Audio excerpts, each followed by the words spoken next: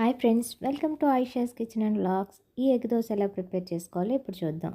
Stove on చేసి దానిపై బాండి పెట్టుకొని బాగా హీట్ అయిన తర్వాత 2 టేబుల్ స్పూన్స్ ఆయిల్ వేసుకొని 2 టేబుల్ స్పూన్స్ ధనియాలు, 1 టేబుల్ స్పూన్ జీలకర్ర వేసుకోవాలి. 5 వెల్లుల్లి రేఖలు, 4 ఎండుమిర్చి, మీరు కారాన్ని బట్టి వేసుకోండి. వీటిని బాగా ఫ్రై చేసి ప్లేట్లో తీసి పక్కన పెట్టుకోవాలి.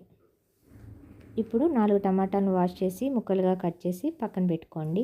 ఇప్పుడు మనం ముందుగా ఫ్రై చేసుకున్న బాండీలోనే 2 టేబుల్ స్పూన్స్ ఆయిల్ వేసుకుని ముందుగా కట్ చేసి పెట్టుకున్న టమాటా ముక్కలన్నింటినీ దీనిలో వేసుకొని మూత పెట్టి బాగా మగ్గనివ్వాలి.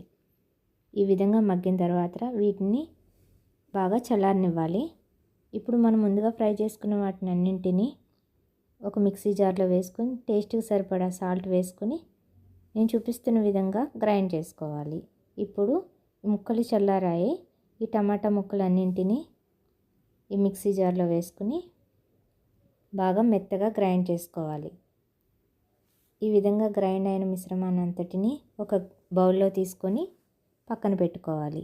ఇప్పుడు స్టవ్ ఆన్ చేసి దానిపై దోశల పెనం పెట్టుకొని బాగా హీట్ చేసుకోవాలి. అది హీట్ అయిన తర్వాత దోశల పిండి వేసుకొని ఈ విధంగా స్ప్రెడ్ చేసుకొని దోశలా వేసుకోవాలి.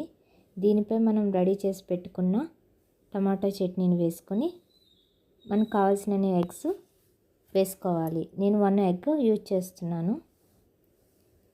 ఇప్పుడు దీన్ని బాగా స్ప్రెడ్ చేయాలి నేను చూపిస్తున్న విధంగా. దోశ పిండి ఎలా ప్రిపేర్ చేసుకోవాలో నా ఛానల్లో ఉంది, ఒకసారి వాచ్ చేయండి.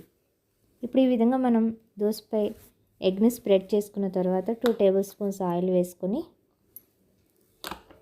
మంచి గోల్డెన్ కలర్ వచ్చేంత వరకు దోశని ఫ్రై చేసుకోవాలి. ఇప్పుడు టర్న్ చేసుకొని మరొక వైపు కూడా బాగా ఫ్రై చేసుకోవాలి.